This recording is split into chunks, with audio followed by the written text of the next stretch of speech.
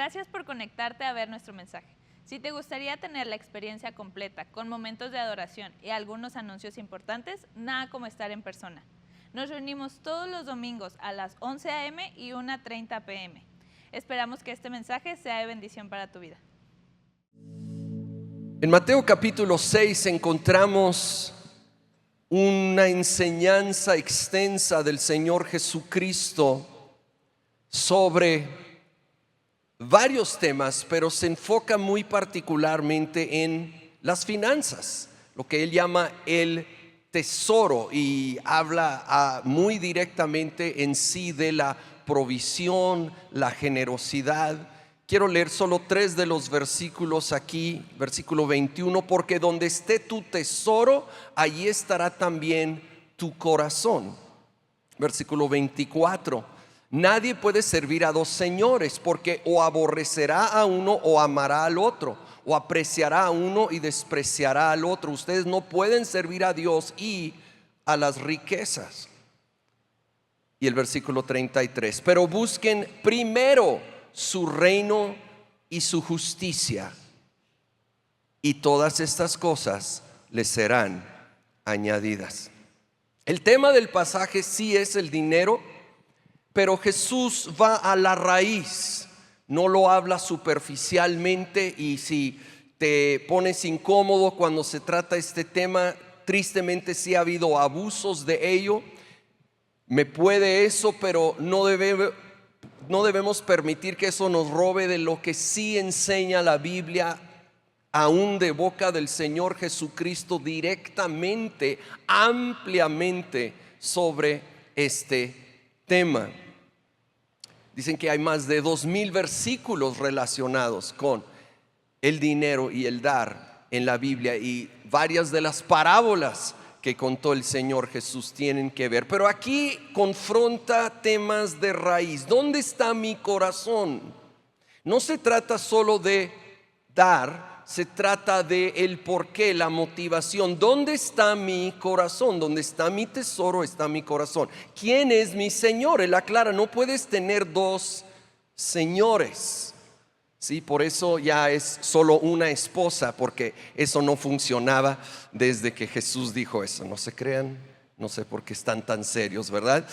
Nomás se habla del dinero y algunos se ponen nerviosos. ¿Qué es primero en mi vida? Porque quiero enfatizar y subrayar esa declaración en el versículo 33 de que busca primero el reino, busca primero. Y Jesús hace declaraciones fuertes, deja algunas cosas muy en claro. Esta famosa declaración, donde está tu tesoro, está tu corazón, no es un mandamiento, es una observación y una declaración de verdad. Y si lo dudas, bueno, Jesús lo dijo, ¿verdad? Yo no. Está diciendo, mi manejo del dinero revela mi corazón. Las prioridades de mis gastos reflejan las prioridades de mi vida. Así de sencillo. Donde está la prioridad de mi tesoro, de mis gastos, eso es donde está mi corazón. Revela y refleja esas prioridades. Declaró, solo puedo tener un Señor, un Dios. ¿Sabes qué? Porque solo puede haber un primero. Solo puede haber uno en primer lugar. Y aquí no se valen los empates. Y algo que compite, tal vez lo más fuerte que compite por primer lugar en nuestra vida, son las finanzas. Por eso lo dijo Jesús tan explícito: no puedes servir a Dios y a las riquezas. Solo puede haber un primero. Ahora, es fácil decir que Dios es primero, y a lo mejor con sinceridad decirlo, Dios es primero, pero la Biblia nos llama a demostrarlo con fruto, y este es uno de los que es enfatizado a través de las Escrituras. Desde Génesis, desde Abel y Caín lo vemos. Abel le dio a Dios, dice la Escritura, lo primero de sus ovejas. Lo primero era para Dios. Mientras de Caín simplemente dice que trajo una ofrenda. Nota que sí trajo una ofrenda. Caín no estaba diciendo no le voy a dar nada a Dios. Sin embargo, la implicación es que no trajo lo mejor y lo primero, sino lo que sobró y no fue aceptado por Dios, porque Dios merece lo primero y lo mejor. Cuando conocemos a Abraham, poquito más adelante en Génesis, él venció a un enemigo, de lo cual él tomó todo lo que se recuperó de esa batalla. Y lo que registra ahí Génesis es que lo primero que hizo es ir y entregar el primer diezmo registrado en la Biblia, siglos antes de la ley de Moisés. Lo entregó a Melquisedec, el rey y sacerdote de lo que sería Jerusalén y un tipo de Jesús. De nuevo, siglos antes de la ley. Ya en la ley, cuando Dios establece la ley bajo Moisés, se estableció el principio del diezmo y el concepto de los primogénitos. Y aunque ya no estamos bajo la letra de la ley, entendemos que revela el corazón de Dios. Los principios siguen siendo el corazón de Dios. Lo primero es para Dios. Por eso el concepto de los primogénitos, lo primero de la cosecha era entregado a Dios. El primero de las ovejas, aún el primer hijo varón, era apartado para los propósitos de Dios como un acto de honra. Cuando Moisés murió, y era un nuevo comienzo realmente para Israel, porque no solo cambió ahora a Josué, sino iban a dejar el desierto y entrar a la tierra prometida. Entrar a una nueva etapa en la historia, ahora viviendo esta promesa de Dios. Dios les da una indicación muy particular y única. Dijo que la ciudad de Jericó, que Dios se los iba a entregar, pero que ellos tenían que entregarla totalmente a Dios. Es decir, no podían quedarse con los despojos. Todo iba al tabernáculo o quemado, todo, no podían quedarse con nada. Ahora, no dio esa instrucción de las demás ciudades. En las demás sí pudieron quedarse con lo que encontraban. ¿Por qué? Porque Jericó era la primera ciudad de Canaán, de la tierra prometida, y por ser la primera, este era un acto de honra, de dedicación, de entregar y rendir el resto de la tierra al Señor, al entregarle completamente lo primero. Volviendo por un momento a Moisés y la ley, en los 10 mandamientos, el corazón de la ley menciona el guardar el día de reposo, el día de reposo, y el apartar el primer día de la semana completamente a Dios. El pueblo judío no podía hacer ningún trabajo de ningún tipo ese día. Suena fácil, hasta suena agradable, pero batallaron horrores. Por lo que yo leo, es el mandamiento que más luego se repite vez tras vez a través de todo el Antiguo Testamento, porque seguían fallando en ello, desde que se inició con Moisés hasta el último personaje histórico del Antiguo Testamento, Nehemías. Fíjate, ya por cerrar todo el Antiguo Testamento en cuanto a lo histórico, luego vienen los libros proféticos. Nehemías 13, versículo 15 al 18, quiero que notes el énfasis. Dice: en aquellos días vi en Judá algunos que pisaban los lagares en el día de reposo y traían manojos de trigo y los cargaban en asnos, y también vino, uvas, higos y toda clase de carga, y los traían a Jerusalén en el día de reposo, y los amonesté por el día en que vendían los víveres. El problema es que estaban trabajando en el día de reposo. También habitaban allí en Jerusalén tirios que importaban pescado y toda clase de mercancías, y los vendían a los hijos de Judá en el día de reposo.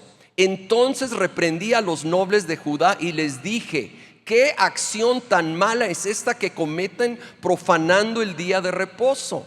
¿No hicieron lo mismo sus padres? Y nuestro Dios trajo sobre nosotros y sobre esta ciudad toda esta aflicción. Ustedes pues aumentan su furor contra Israel al profanar el día de reposo. Repito, no estamos bajo la ley, y si tienes dudas, solo lee Romanos, Gálatas, Colosenses, Hebreos. Abunda la enseñanza clara. Hebreos dice que la ley es una sombra de lo que vendría, que es Jesucristo. También dice que Jesucristo ahora es nuestro reposo. Ya no es como en la ley, es en Él, en nuestra relación con Él, que encontramos ese reposo de lo cual señala la ley. Pero el principio sigue vigente. Necesitamos reposar en Dios, y aún el lado del descanso es parte del diseño de Dios. Ahora, ¿por qué se enfatizaba tanto? ¿Por qué se enfatizaba tanto? ¿Por qué batallaban tanto para obedecer? Yo creo que el apartar un día era señal de honra, primero, de decir: Dios es primero y le entrego el primer día de la semana, y demostraba que Dios era más importante que cualquier actividad o compromiso. Pero también demostraba fe para la provisión, fe de que Dios era bueno y fiel para proveer lo suficiente aún sin trabajar los 7 días de la semana. Lo escribí así: el llamado al reposo es una regla, pero también es un regalo de Dios. Es una regla, pero es un regalo que Dios nos quiere dar. Pero ¿cómo batallamos también nosotros para abrazarlo? Él sabe que necesitamos descansar. Voltea con tu vecino, dile: tú necesitas descanso, amigo, ¿sí? Amiga, algunos estamos muy agotados. Dios sabe que necesitamos descanso. Es parte de la manera que Él nos formó y estableció este principio para ayudarnos. Entonces, ¿por qué batallamos tanto para obedecer a algo tan bueno? Y creo que es en su raíz la misma razón que el pueblo de Israel batalló cuando era la ley. Y en una palabra: afán. Vivimos afanados con hacer y con ganar. Vivimos afanados, la gran mayoría de nosotros, me incluyo, de hacer demasiadas cosas, demasiados compromisos. A veces afanados con ganar más dinero por demasiados gastos. Y entiendo que parte de esto es necesario, obviamente, pero no tiene fin. No tiene fin. Tal vez escuchaste ya de aquel señor ya en su lecho de muerte, que llama a su hijo a su lado y saca un reloj antiguo, muy valioso, y le dice: hijo, este reloj era de tu tatarabuelo, quien lo pasó a tu bisabuelo, quien lo pasó a tu abuelo, quien me lo pasó a mí, y yo te lo vendo barato. Sí, la verdad es que no queremos terminar así. Ahora, yo considero lo siguiente: el principio del día de reposo era poner a Dios primero en su tiempo y tesoro. Y yo creo que por eso era tan enfatizado. No era solo, ay, necesitan descansar un rato. Esto era de raíz poner a Dios primero en su tiempo, apartando ese día, y en su tesoro, porque no podían trabajar y generar dinero ese día. Y de nuevo, aunque no estamos bajo la ley, el principio se ve en el Nuevo Testamento, el principio. De hecho, ahorita cuando leí de Mateo 6, Jesús dijo: busca primero el reino de Dios y su justicia, y lo demás será añadido. Y lo demás es lo material. Lee el capítulo desde el versículo 19 hasta el final, está hablando de ello. Buscar primeramente a Dios, su reino, su justicia, su causa. Buscarlo a Él primero, y Él promete añadir lo que necesitamos. Es dar el lugar como Señor a Jesús. Decimos comúnmente, ¿verdad? Jesucristo es el Señor de mi vida. Pero ¿entendemos lo que implica eso? El Señor quiere decir el que gobierna, el que tiene la autoridad, el que gobierna mi vida en lo práctico, en mi tiempo, talento y tesoro. Le doy lo primero y mejor a Él en distintas expresiones. Y no quiero reducir esto a una lista, porque creo que es un asunto de corazón, pero luego se va a ver reflejado en lo práctico. Pero creo que en parte le doy lo mejor de mi tiempo, apartando unos minutos en mi día para simplemente estar con Él, leer su palabra, orar, adorar.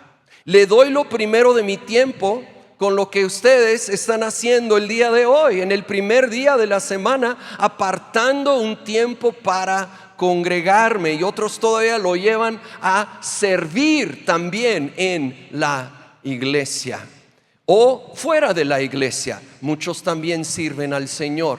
Esto es parte de rendirle a Él lo primero de mi tiempo, y creo que es sumamente importante. Habrá alguien que dirá, y de todo corazón lo dirá: no tengo tiempo. Está bueno el concepto, pero no tengo tiempo. Y a ti de veras tengo empatía con los que de veras tienen el horario tan cargado, pero te quiero animar a analizar cuidadosamente el uso de tu tiempo. Analiza tu tiempo, y de 24 horas del día, ¿no puedes apartar 15 minutos para estar a solas con Dios? Una semana tiene 168 horas. 168. ¿No podemos apartar un par para venir a congregarnos? Tal vez analizar en qué gastas tu tiempo. ¿Realmente todo es indispensable? ¿No pasas nada en redes o noticias o Netflix? Y esas cosas no son malas en sí, pero si están consumiendo tanto de mi tiempo que no tengo para las prioridades, entonces necesito hacer cambio. O quizás sí trabajas sin parar en un trabajo muy demandante, o más de un trabajo, y de veras siento empatía por los que están en esa situación, pero aún ahí te animo, porque es para tu beneficio y tu bendición, analizar tu tiempo, y a la luz de las Escrituras y a la luz del concepto de reposo que Dios estableció, pon límites en tu horario de trabajo. Pon límites. Y dé lugar a el factor de fe, de confiar que Dios puede hacer lo que tú y yo no podemos hacer, y tomar ese paso de fe y confianza en el Señor. Pon límites a tus horarios de trabajo por varias razones. Primero, tu salud personal. Fuimos diseñados con la necesidad de descanso. La salud de tu familia. Sí, si estás casado, si tienes hijos, necesitan de tu tiempo. Y demostrar con tus hechos que confías en que Dios es tu proveedor. Porque una cosa es decirlo, otra es demostrarlo con los hechos. Esto va de la mano con honrar a Dios, con lo primero de lo que ganamos, ¿verdad? Y ya en el tema del dinero, así como alguien dirá, no tengo tiempo, otro dirá, no tengo dinero. Bien, para eso vamos a 2 de Corintios capítulo 8. Te quiero presentar a los macedonios. Tal vez ya los conoces, ya has leído de ellos, pero son un ejemplo extraordinario. Y vamos a leer primero versículo 1 y 2. El apóstol Pablo está escribiendo a los corintios, pero usa como ejemplo a los de Macedonia. Dice: ahora, hermanos, queremos que se enteren de la gracia que Dios les ha dado a las iglesias de Macedonia. En medio de las pruebas más difíciles, su desbordante alegría y su extrema pobreza abundaron en rica generosidad. Estaban en extrema pobreza, sin embargo menciona desbordante alegría y rica generosidad. Ahora menciona una gracia que había en ellos, una gracia para dar. Dios dio una gracia, un favor inmerecido, capacitador a los macedonios, pero ellos obviamente se dispusieron para esa gracia. Había esta disposición a recibir y dar de esa gracia. Y la gracia se manifestó cuando ellos, en medio de pruebas y extrema pobreza, abundaron en rica generosidad y en desbordante alegría. Esto no es natural. No es natural en extrema pobreza ser muy generoso y contento. Es sobrenatural.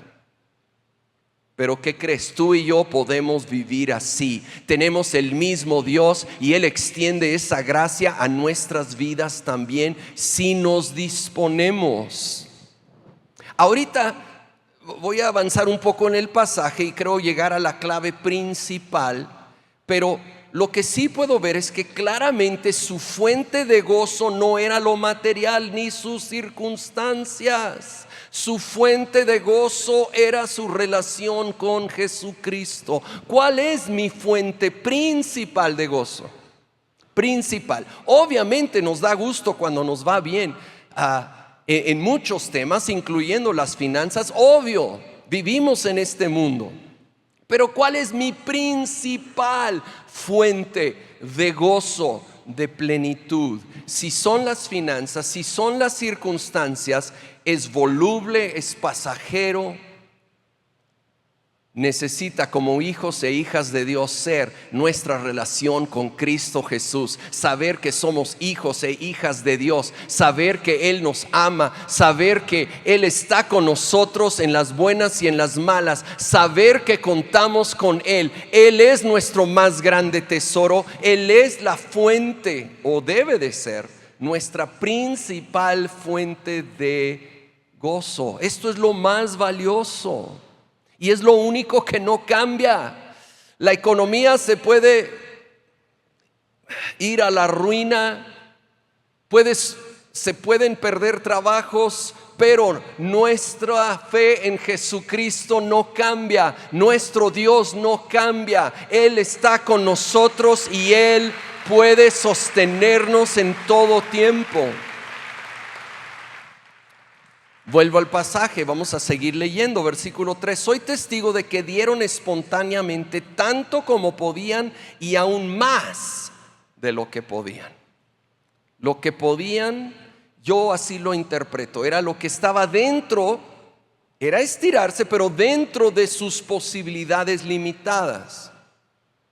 Pero dar lo que no podían, era así estirarse en fe. Ya no solo obediencia, sino generosidad en fe, confiando que Dios iba a proveer lo que en lo natural no era posible. Versículo 4, rogándonos con insistencia que les concediéramos el privilegio de tomar parte en esta ayuda para los santos. Rogaban para dar ofrenda. Yo he oído a predicadores rogar para recibir ofrendas. Yo he visto en la tele predicadores rogando por ofrendas y no estoy de acuerdo con esa manera, ¿verdad?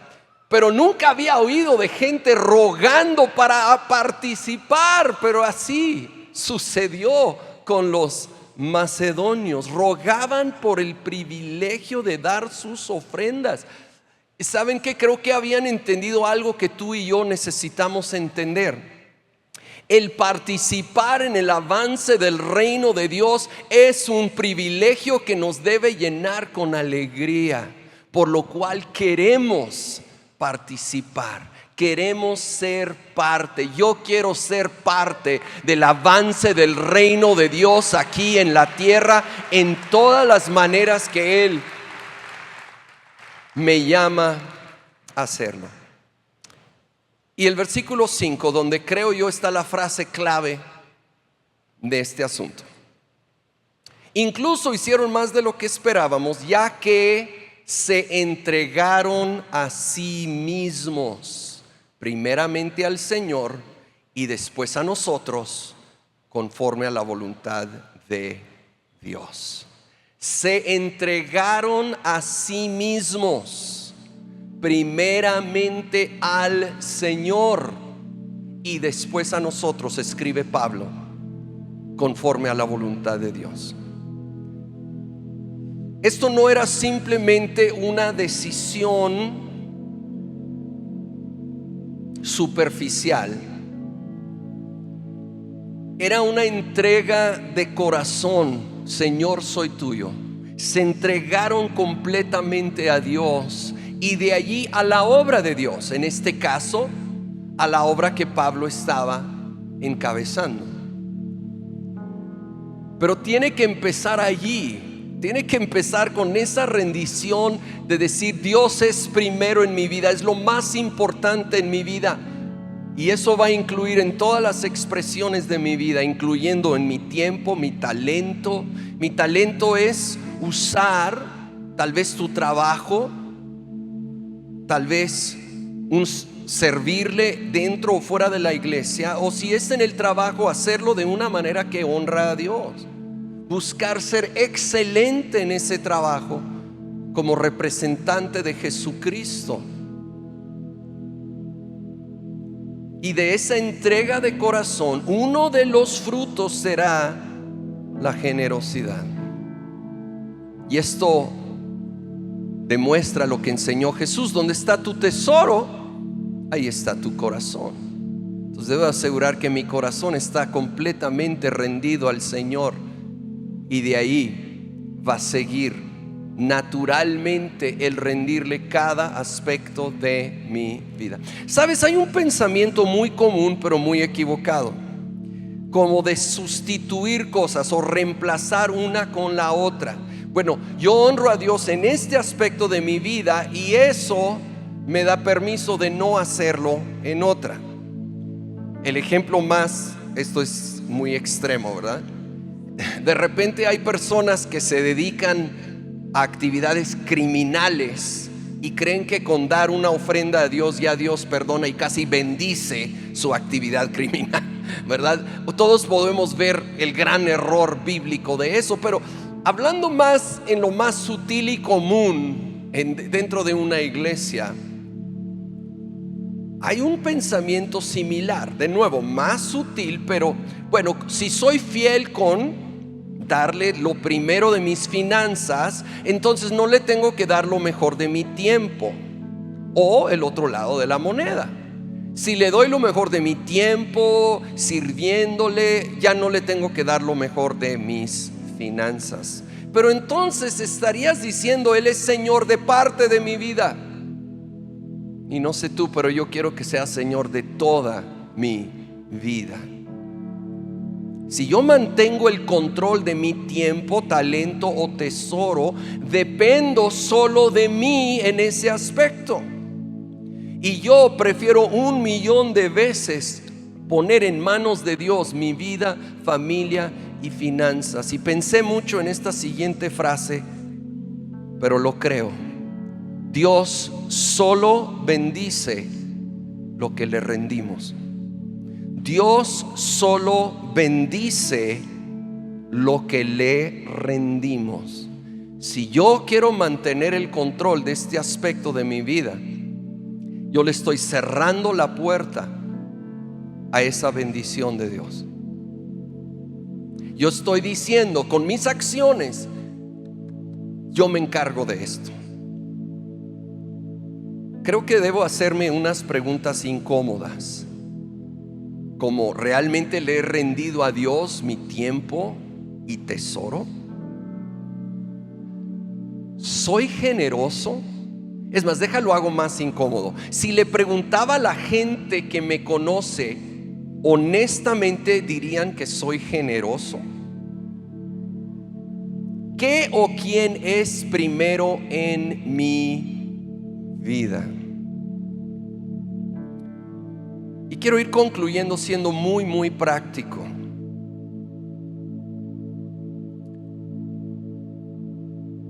Yo considero, y concuerdan, créeme, grandes maestros de la palabra, estudiosos con mucha más preparación que yo, que debemos apartar el primer 10% de nuestros ingresos para el Señor, que es un patrón bíblico más allá de solo la ley. Y aun si no concuerdas, respeto eso, pero ¿acaso le darías menos a Dios que lo que luego estableció en la ley? No creo. Empezando de allí, partiendo del primer 10%, apartarlo primero. ¿Por qué primero? Déjame leerte Proverbios 3, 9 y 10. Honra al Señor con tus bienes, con las primicias o lo primero de todos tus frutos. Entonces tus graneros se llenarán con abundancia y tus lagares rebosarán de vino nuevo. Obvio, en una economía de agricultura está dando esta promesa. Honra al Señor. Primero le damos a Él porque es un acto de honra. Es una manera de decir: Dios, tú eres primero, y lo primero de lo que percibo lo aparto para ti. Número 2, es un acto de obediencia, y esto elimina el riesgo de que gaste más del 90% y ya no me quedó ese 10%, o más si Dios te lo pone en el corazón. Lo hago primero para eliminar el riesgo de gastarlo. Y finalmente es un acto de fe. Estoy no solo con mis palabras, pero con mis acciones diciendo: confío que Dios suplirá, y Él promete proveer en abundancia, como ahorita leímos. Tal vez prefieres tener el 100% dependiendo solo de ti. Yo prefiero el 90% o lo que Él me deja bajo la bendición de Dios. Muchísimo más. Porque lo creo, Dios solo bendice lo que rendimos. Y el otro lado de esa moneda es: a lo que me aferro lo termino perdiendo. A lo que me aferro lo termino perdiendo. Y eso me recordó una anécdota del hermano Wayne Myers en su libro Viviendo más allá de lo posible. Muchos de aquí conocen al hermano Wayne Myers. Aún vive, tiene 102 años de edad y sigue apoyando la obra misionera desde su casa en la Ciudad de México. Por más de 70 años sirviendo en más de 70 países, pero sobre todo en México. Él ha bendecido a miles de iglesias, incluyendo ayudando a miles con su construcción. Y él comenta de una anécdota de un campesino que le platicó lo que sucedió con él, que tuvo una mala cosecha, no le fue bien, fue al banco, cobró lo que tenía y solo eran 5,000 pesos, que dice que en esos tiempos eran como $400. Y este era un hombre cristiano y acostumbraba apartar ese 10% para el Señor, pero como le había ido muy mal, decidió no hacerlo. Dijo, no, esta vez no. Y lo metió en un pañuelo, lo metió en su pantalón y salió afuera. Y que de repente le vino un estornudo y sacó se le olvidó, ¿verdad? Y sacó rápido el pañuelo, y en eso llegó un viento y salió volando. Y lo que el viento se llevó, ¿verdad? Los 5,000 pesos. Ahora, normalmente no es tan dramático, pero a lo que yo me aferro, que le pertenece a Dios, en alguna manera lo termino perdiendo. Pero lo que le rindo a Él, Él lo bendice. También comenta de otra ocasión que estaba con un empresario también cristiano que él conocía, que él había animado, y le había empezado a ir muy bien a este empresario. Y se le ocurrió comentarle al hermano Myers, tal vez la persona más generosa que yo jamás he conocido en mi vida. Se le ocurrió decirle, híjole, ahora que estoy ganando tanto, la verdad estoy batallando para dar el diezmo, porque ahora sí es bastante. Entonces el hermano Myers dijo, no te preocupes, vamos a orar. Señor, te pido que deje de ganar tanto tu hijo para que no batalle. Dijo, no, está bien. No tiene que orar así.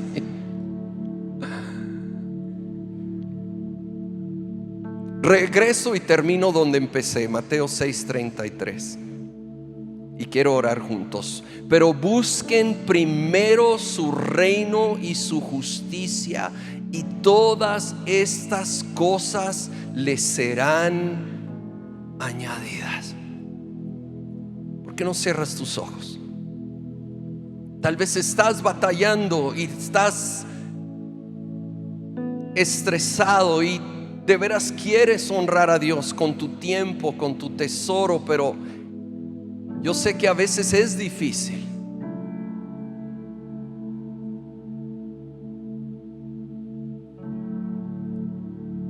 Pero tomemos la decisión de buscarlo a Él primero en todo. Y si tú quieres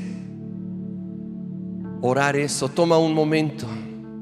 Señor, yo quiero que tú seas primero en cada aspecto de mi vida. Quiero buscar tu reino primero, y eso incluye darte lo mejor de mi tiempo, mi talento, mi tesoro.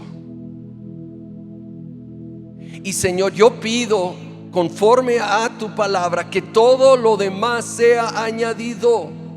Lo pido para los que están escuchando aquí o en casa. Señor, esas necesidades, esos gastos, Señor, podamos ver tu provisión abundante. Todo lo demás añadido a la vida de los que te buscamos a ti primero. Si te gustó este mensaje, síguenos en redes sociales para ver más contenido como este. Y si estás en la ciudad el próximo domingo, ven, nada como adorar juntos en persona.